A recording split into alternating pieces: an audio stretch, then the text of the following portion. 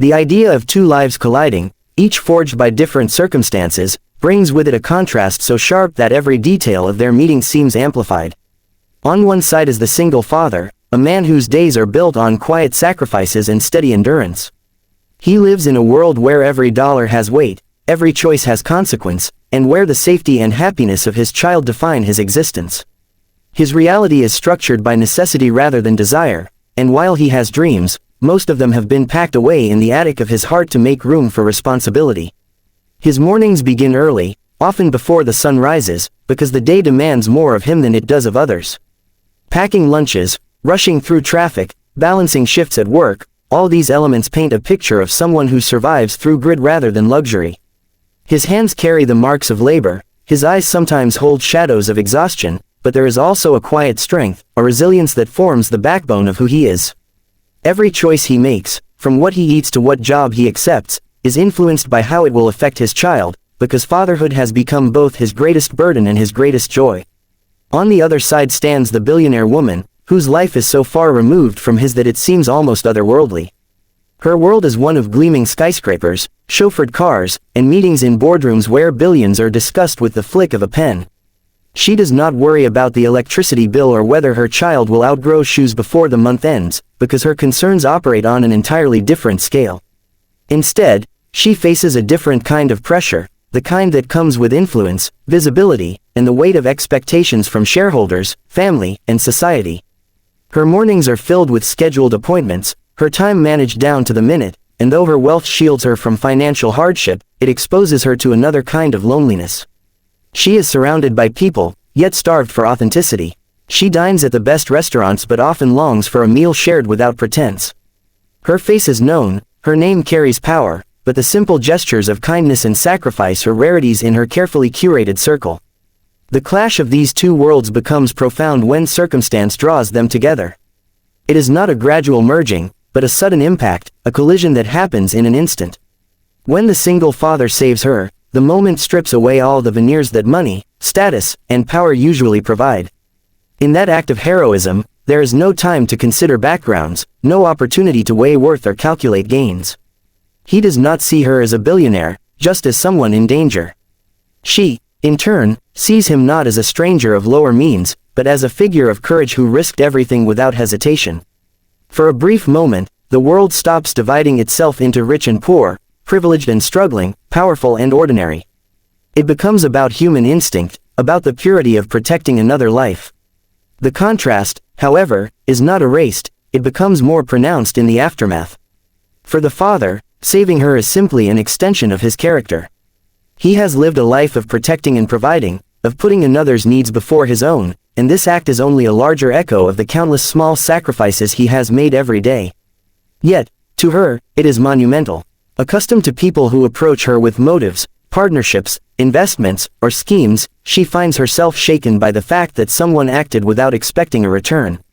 The rarity of selflessness in her world makes his presence unforgettable, and in that single act she glimpses a reality different from her own. She sees a man who lives with far less but gives far more, a man who is defined not by wealth but by love and duty. This clash of worlds is not just about lifestyle or resources, but about values and perspectives. The father understands resilience in a way the billionaire never had to. He knows what it feels like to stretch every coin, to navigate bureaucracy just to secure something as basic as health insurance, to accept jobs beneath his skill level because stability matters more than pride.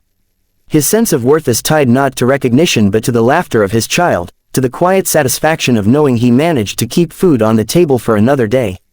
He lives with an awareness that life can collapse with one unexpected accident, one missed paycheck, and this awareness makes him cautious yet fiercely determined.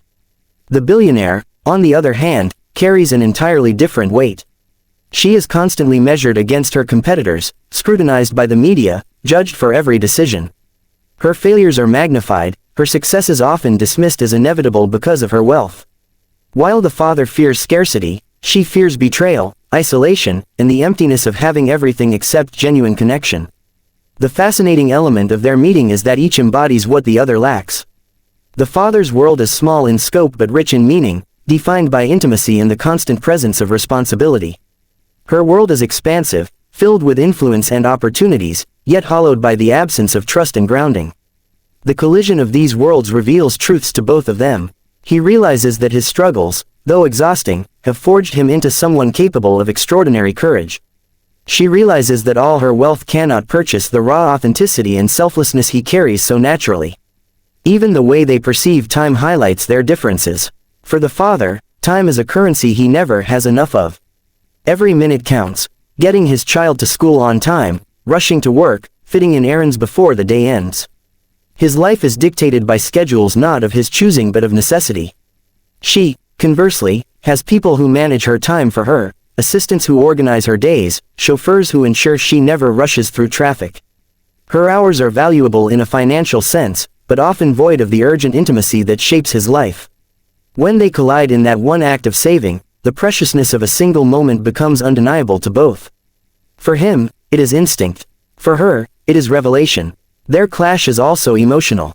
The father is used to being overlooked, moving invisibly through the world because society rarely notices those who work the hardest yet own the least. To her, he is unforgettable because he is the opposite of what she knows.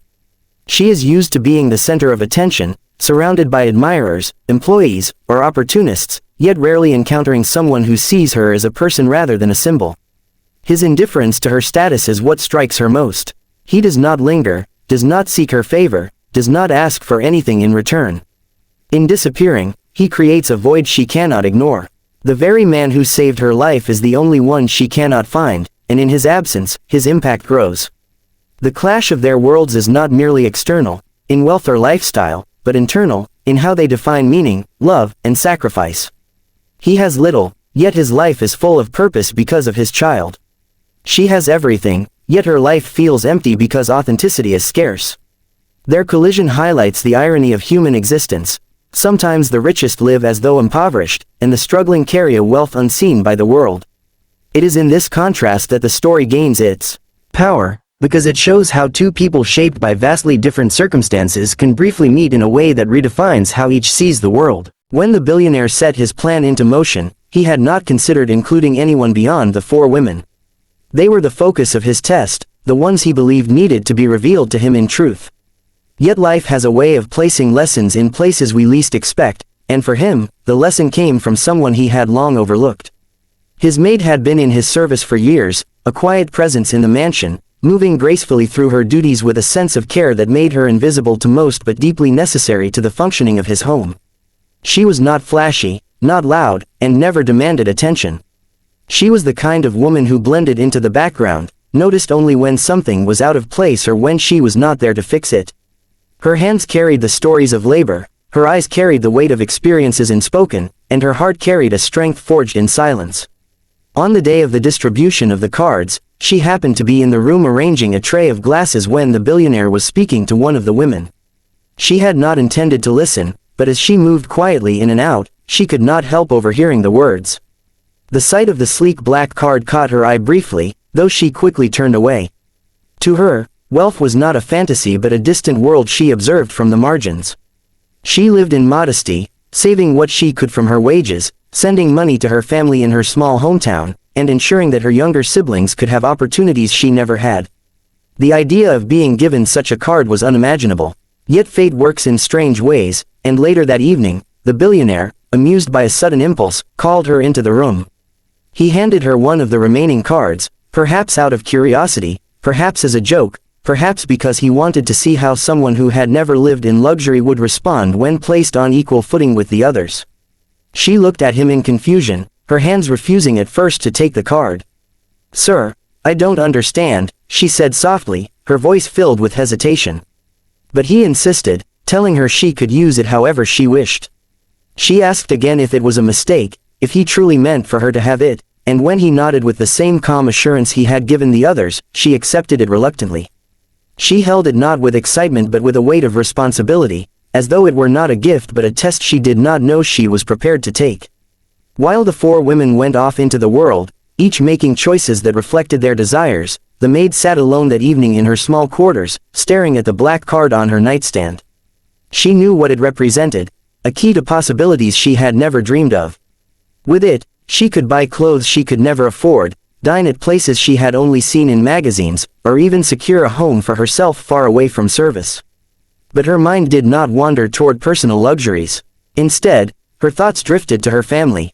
She remembered her mother, still working long hours at a market stall, her father, whose health had been declining, her siblings who struggled with education in a town that lacked resources, and the children in her neighborhood who walked miles just to reach a rundown school. She thought of the church roof that leaked when it rained, the clinic with outdated equipment, and the neighbors who often went without proper meals. She realized in that moment that the card in her hand was not simply money. It was a chance to rewrite stories, to fill gaps, to mend lives that had been bent under the weight of poverty. Over the next few days, she began to act quietly.